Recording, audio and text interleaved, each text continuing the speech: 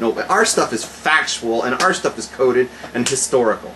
So they're talking about the Red Sea thing and trying to breaking it down. You know, not the Red Sea, but the Sea of Reeds, right? Yeah. They're trying to break it down. They said, okay, here's what we think happened. We think that a meteor came flying down. At that, you know, it came down, and the friction from the meteor coming over the sea split the water apart, and they walked through it, and then when the meteor passed, it closed up on the Egyptians, right? So I'm thinking to myself, I said, wow, listen to this story, you know? Moses puts his staff up into the air, and in that precise moment, right, a meteor flies over, splits the sea. It's the only time it's ever been happened in the history of mankind, right? That a meteor split that sea. You know what? If that happened at that exact moment, we'll take it. You don't think that's a miracle right there? You're trying to put like these scientific things. You don't think that happened just the way it is? I'm not saying it happened that way. That's an open miracle of God that such a thing happened at that exact moment. I mean, think about it. Moses is there. What are we going to do? What are we going to do? The Goyim are chasing us. Split the sea with the meteor. Sounds great. I mean, come on. And they still won't accept the God. This is what I'm talking about. There's no arguing with atheists. There's no arguing with the enemies of Torah, because they will go to any extreme and still never give in to the concept of a God, because they don't want to change their lifestyle.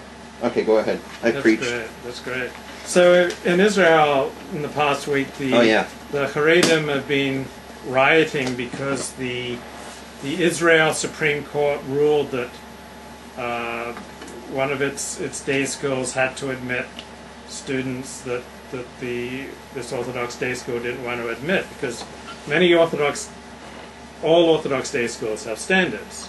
So no Orthodox day school is going to admit a non-Jew to be a student there. Most Orthodox day schools require the family that the students comes from the home be Sabbath observant. So there are always requirements. And so to the more religious end of the Jewish spectrum, they don't use the internet, for instance, and they don't own it. On some of the more religious ends. God forbid to use the internet. Or they don't own a television. So if they want to have a school like that, where it's understood that these homes do not use the internet and do not have the television, I think they should have every right. So this Ashkenazi religious school in Israel has these standards. Now the U.S. Supreme Court says it has to admit these Sephardic students who come from homes that aren't as religious, who do use the internet or do have TV. And when the school says we don't want to admit these students, then these Sephardim and their secular Israeli supporters, oh, it's racism, it's racism.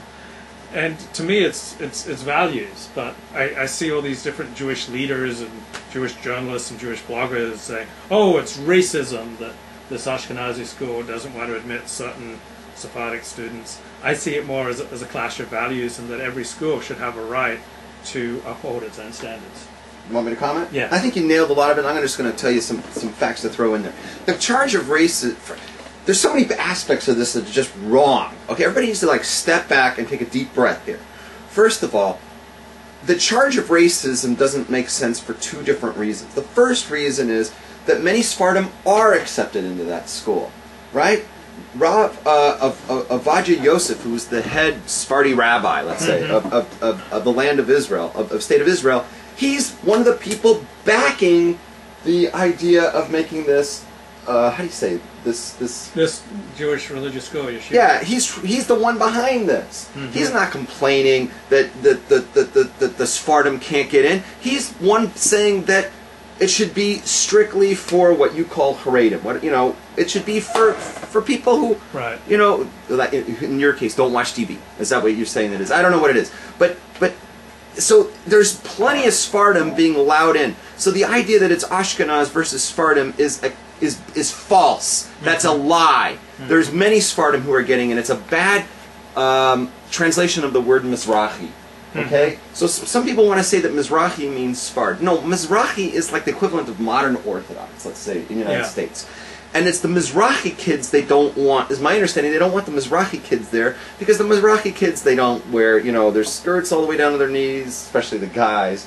And they wear, they don't have, they don't keep the same level of laws, and the parents are sending them there, and the really, really frummy kids, you know, the parents don't want them exposed to that. Yeah. So they want to send their kids to this special school for the, you know, the icky, sticky, really frummy kids, which is fine. Now, there's something that we have to understand, first of all.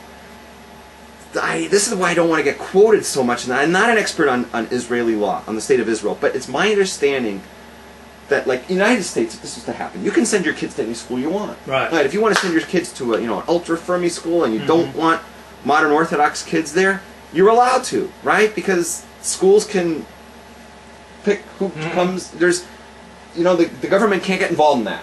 The government here in the United States cannot get involved. They can only get involved in discrimination cases in public schools, but they can't get involved in a private school situation. Yeah. This is a public school in the town of Emmanuel in state of Israel, but there's something we need to understand.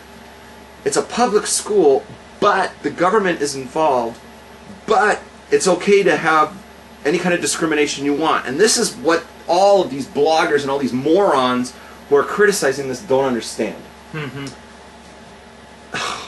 This is where the politics comes in. For years, Likud and Labor were the two major parties, but neither one of them could get a majority on their own. And they were both like a plurality, but they both needed a swing vote to get the majority. Right. Okay. The swing vote was the religious party led by Ovadia Yosef, who was the Sephardi rabbi.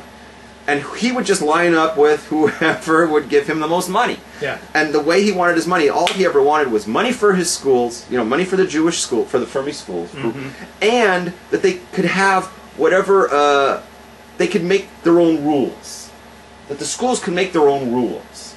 So, like this school, the rule that they wanted was that it should only be for, you know, ultra-frum people that, you know, keep like 110% Torah and mitzvahs, and the families that don't shouldn't send their kids to that school. They should send them somewhere else.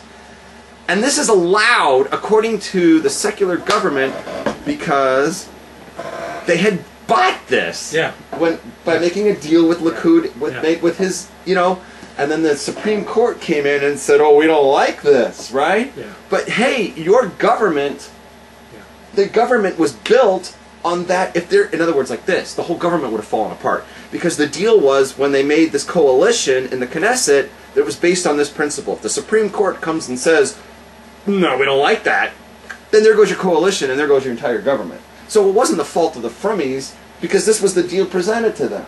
Now the government's saying, the Supreme Court, which acts like its own government on its own, is saying, oh, you know, you can't do that. So what do you want the Frummies to do? The government is reneged, because the Frummies look at the government as all one entity. They're saying the government gave this to us, and now they're reneging on their deal. And now the Frummies are made to look bad and racist. Now the other thing to know about that the racism doesn't make sense at all, because not only is it Sephardim, they have the mistranslation of Mizrahi, and they try to translate it as Sfard, when Mizrahi literally means like modern Orthodox, so it's a level of observance, not a difference between Ashkiz and Sfard. Second, the Sephardim themselves are the ones saying we don't want these lesser religious or observant people there. But third of all, I hate when someone uses a complaint against Jews or Judaism as being racist. The entire Torah is racist, and I will not apologize for it. The entire Judaism is ethnocentric, right? You know, Jews only. It's a Jews only religion. We don't. Not only do we not proselytize other people and try to bring them in, we keep them out. This is a very insular, exclusive thing. You want to join us? We'll let you in, but we'll make you work for it.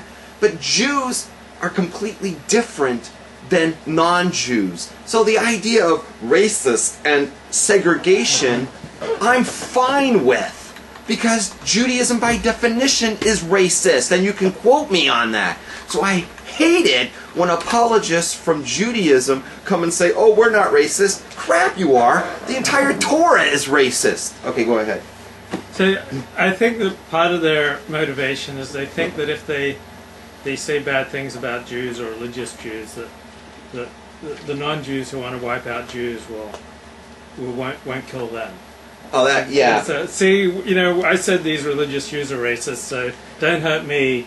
You know, I'm on your side. Don't hurt me. Right, and you know that we've seen this before, because right before World War II, the leaders of the Reform Judaism movement